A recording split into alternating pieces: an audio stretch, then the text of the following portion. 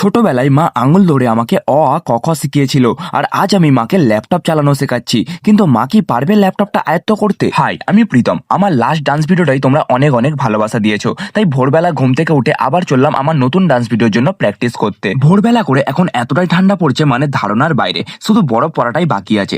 ভোরবেলা ঘুম থেকে উঠতে হয়তো একটু কষ্ট হয়, কিন্তু এই ঠান্ডার সময় ভোরবেলা প্র্যাকটিস করার মজাটাই আলাদা। যারা যারা ভোরবেলা করে মাঠে যায় তারাই একমাত্র জানে। সকালবেলার সুন্দর একটা প্র্যাকটিস কমপ্লিট করে ঘরে এসে ফ্রেশ হয়ে রেডি হয়ে গেছিলাম দোকান খুলতে যাওয়ার জন্য। আর এই পারে ভাই সকাল সকাল স্কুলের ড্রেস পরে রেডি হচ্ছিল ফটো তুলবে বলে, কারণ ওর স্কুলের অ্যাডমিশনের জন্য ফটো লাগবে, কিন্তু ওর কাছে কোনো ফটো ছিল না। আর আমি ওর ফটোটা তুলে দিয়েছিলাম ঠিক এরকম। এই ভিডিওটা একবার যদি ও দেখে আমাকে তো পুরো মেরেই ফেলবে, একদম ড্যাম শিওর। তারপর ভাইয়ের ফটো তুলে ফাইনালি আমি চললাম দোকান খুলতে। দোকানটা খুলে ভালোভাবে গুছিয়ে নিয়ে ঠাকুরের কাছে ধূপ জ্বালিয়ে দিলাম। তারপর দোকানদারি করতে করতে আমার টিফিন করার সময় হয়ে গেছিল। আর টিফিনে আজ সেরকম কিছু হেলদি খাবার ছিল না। বাবা বাইরে থেকে পরোটা এনে দিয়েছিল, আর মা একটা ডিম সিদ্ধ করে দিয়েছিল।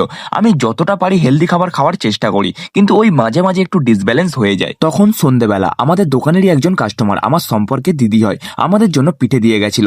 থ্যাংক ইউ আমাদেরকে এত সুন্দর পিঠে দিয়ে যাওয়ার জন্য। পিঠেটা খুব সুন্দর খেতে হয়েছিল। সিজনের প্রথম পিঠে খেলাম, তাও আবার গুড় দেওয়া পিঠে।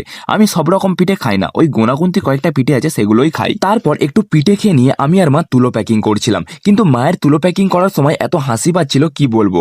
মা তুলোর প্যাকেটটা আগুনে পোড়ানোর সময় তুলোর প্যাকেটের সাথে সাথে নিজেও সরে যাচ্ছে। দোকানে চাপ থাকার জন্য দোকান থেকে আমি বেরোতেই পারিনি, তাই রাত্রিবেলা দোকান বন্ধ করার আগে ডাব্বু আমার সাথে দেখা করতে এসেছিল।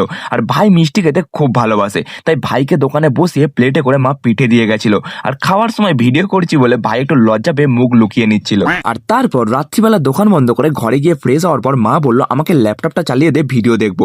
আমি বললাম আজ আমি চালিয়ে দেবো না, তোমাকে নিজে থেকেই চালিয়ে নিতে হবে। আর তারপর মাকে আমি ল্যাপটপ চালানো শেখাচ্ছিলাম। চলো এবার মাকে ল্যাপটপ চালানো শিখিয়ে দিই, যাতে ল্যাপটপ চালানোর সময় আমাকে না বারবার বলতে হয়। আর আজকের মতো ভিডিওটা এখানেই শেষ করছি। দেখা হচ্ছে তোমাদের সাথে আবার পরের মিনি ব্লগে। Till then, by.